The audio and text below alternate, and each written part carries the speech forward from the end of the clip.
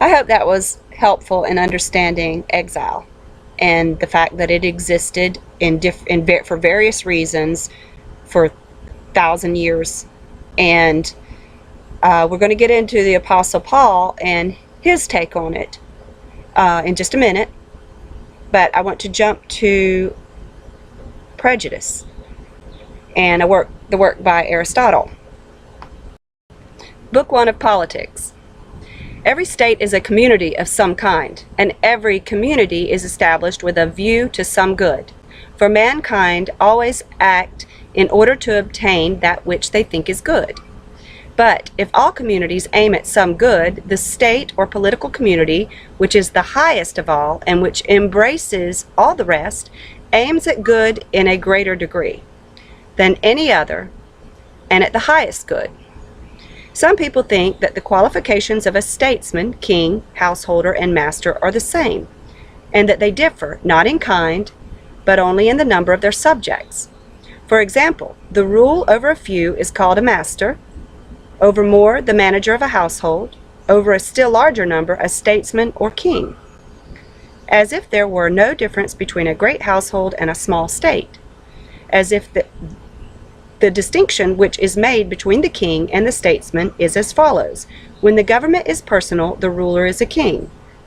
When, according to the rules of the political science, the citizens rule and are ruled in turn, then he is called a statesman. But all this is a mistake, for governments differ in kind, as will be evident to anyone who considers the matter according to the method which has hitherto guided us, as in other departments of science. So in politics, the compound should always be resolved into the simple elements or least parts of the whole. We must therefore look at the elements of which the state is composed, in order that we may see in what the different kinds of rule differ from one another and whether any scientific result can be attained about each one of them. He who thus considers things in their first growth and origin, whether a state or anything else, will obtain the clearest view of them. In the first place, there must be a union of those who cannot exist without each other, namely, of male and female. Then the race may continue, and this is a union which is formed not to deliberate purpose, but because, in common with other animals and with plants, mankind have a natural desire to leave behind them an image of themselves, and of natural ruler and subject, that both may be preserved. For that which can foresee by the exercise of mind is by nature intended to be lord and master, and that which can with its body give effect to such foresight is a subject, and by nature a slave. Hence master and slave have the same interest. Now nature has distinguished between the female and the slave, for she is not niggardly, like the smith who fashions the Delphian knife for many uses.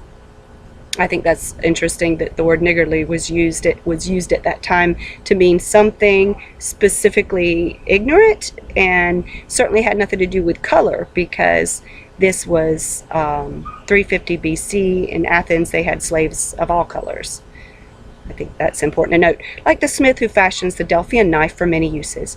She makes each thing for a single use, and every instrument is best made when intended for one and not for many uses. But among barbarians no distinction is made between women and slaves, because there is no natural ruler among them. They are a community of slaves, male and female. Wherefore the poets say, "It is meet that Hellenes should rule over barbarians, as if they thought that the barbarian and the slave were by nature one." One of these two relationships between man and woman, master and slave, the first thing to arise is the family, and Hesiod is right when he says, "First house and wife and an ox for the plow, for the ox is the poor man's slave." The family is the association established by nature for the supply of men's everyday wants, and the members of it are called by Charondas companions of the cupboard, and by Epimenides the Cretan companions of the manager. But when several families are united, and the association aims of something more than the supply of daily needs, the first society to be formed is the village, and the most natural form of the village appears to be that of a colony from the family. It's composed of the children and grandchildren, who are said to be suckled with the same milk, and this is the reason why Hellenic states were originally governed by kings, because the Hellenes were under royal rule before they came together, as the barbarians still are. every family is ruled by the eldest, and therefore in the colonies of the family the kingly form of government prevailed because they were of the same blood, as Homer says.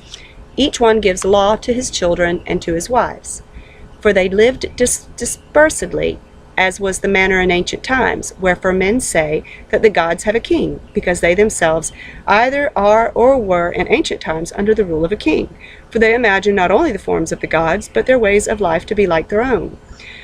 When several villages are united in a single complete community large enough to be nearly or quite self-sufficing, the state comes into existence, originating in the bare needs of life, and continuing in existence for the sake of a good life. And therefore, if the earlier forms of society are natural, so is the state, for it is the end of them and the nature of a thing at its end.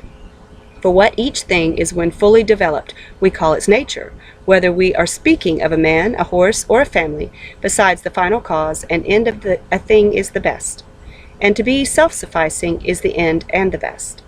Hence, it is evident that the state is a creation of nature, and that man is by nature a political animal.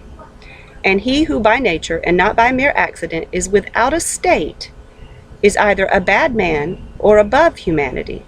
He is like the tribeless, the lawless, the hearthless one.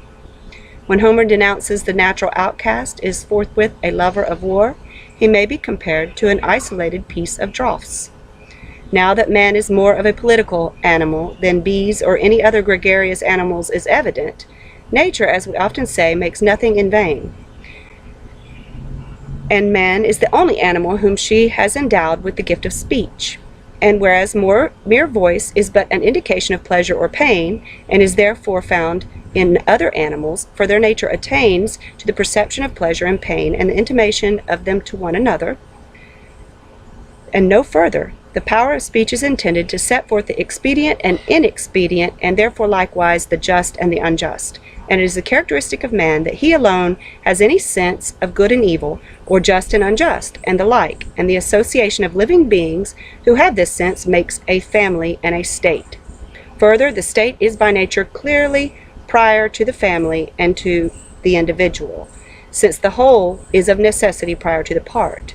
For example, if the whole body be destroyed, there will be no foot or hand except in an equivocal sense, as we might speak of a stone hand. For when destroyed, the hand will be no better than that. But things are defined by their working and power, and we ought not to say that they are the same when they no longer have the power quality, but only that they have the same name. The proof that the state is a creation of nature and prior to the individual is that the individual, when isolated, is not self-sufficing, and therefore he is like a part in relation to the whole. But he who is unable to live in society, or who has no need because he is sufficient for himself, must either be a beast or a god. He is no part of a state. A social instinct is implanted in all men by nature, and yet he who first founded the state was the greatest of benefactors. For man, when perfected, is the best of animals, but when separated from law and justice, he is the worst of all, since armed injustice is the more dangerous, and he is equipped at birth with arms, meant to be used by intelligence and virtue, which he may also use for the worst ends. Wherever, if he have no virtue, he is the most unholy and the most savage of animals, and the most full of lust and gluttony. But justice is the bond of men and states, for the administration of justice, which is the determination of what is just, is the principle of order in political society. I think for any young person to come out of a school and discuss Native American reality, having not read this, is another complete failure on the part of the education system, because without understanding this viewpoint, we cannot understand what was taking place intellectually with the Native Americans or with early Christians. To understand Exile, and then to understand this growth of political thought that was taking place in 350 BC, and not put these two together, is ignorant. And it's clear that if someone does not have law and is not able to establish themselves as state and is living in a tribal system, that they are going to be treated as inferior. And this was the modus operandum of the Roman culture, and the Catholic Romans grew of that culture, and the British monarchs were under the Catholic Church. And I just think it's appalling that we haven't put all this together in the education system to have a thorough way to evaluate our past. And if we cannot properly evaluate our past, then how can we improve as we move into our current circumstances and future? Okay, so back to the Citizendium site and the history of political thought. Cicero, 106 BC, 49 BC, Julius Caesar, and then we totally skip Yeshua, his followers. The whole story of Israel is not, and what happened with Jesus, the most significant event in history for so many people, is not in there.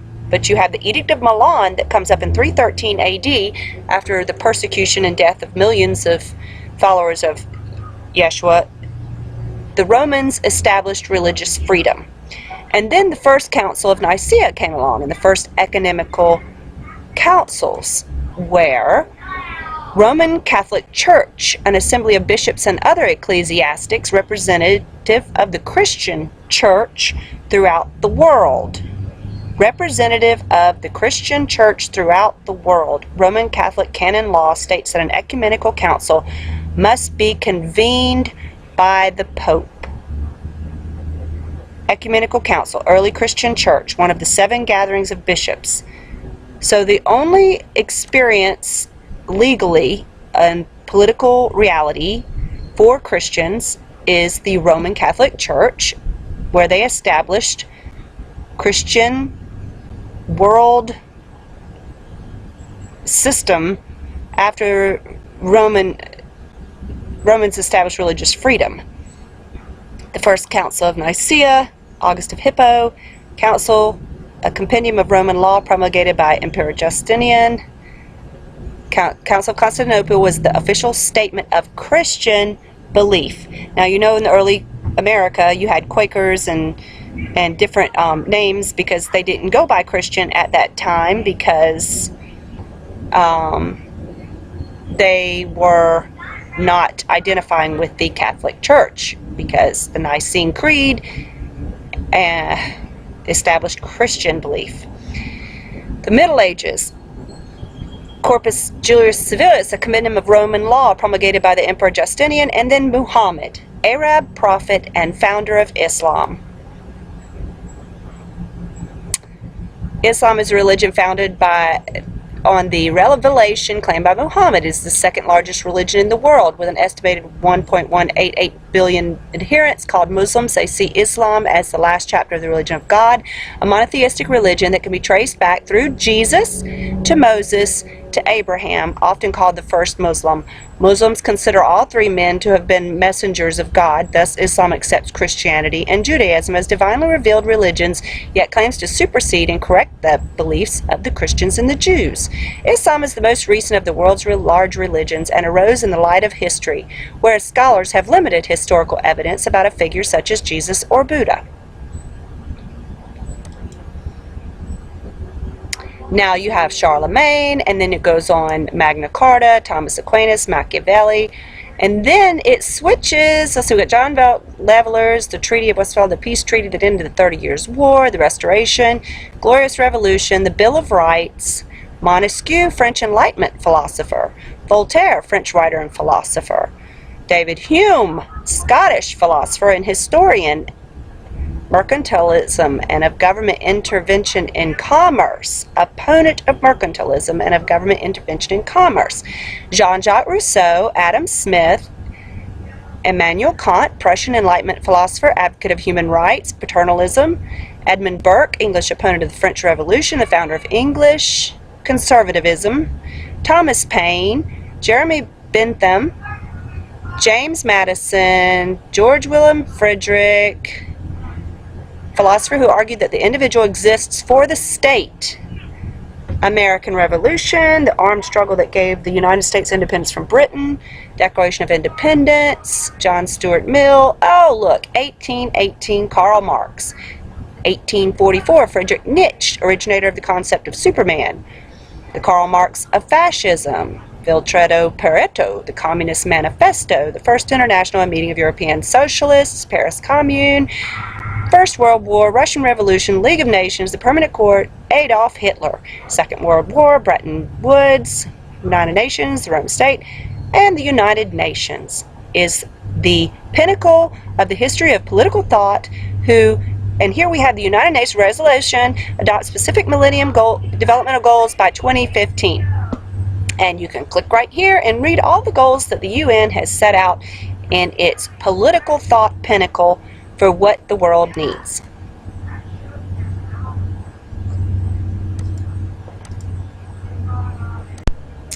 If you've gotten this far with me, thanks for hanging in there.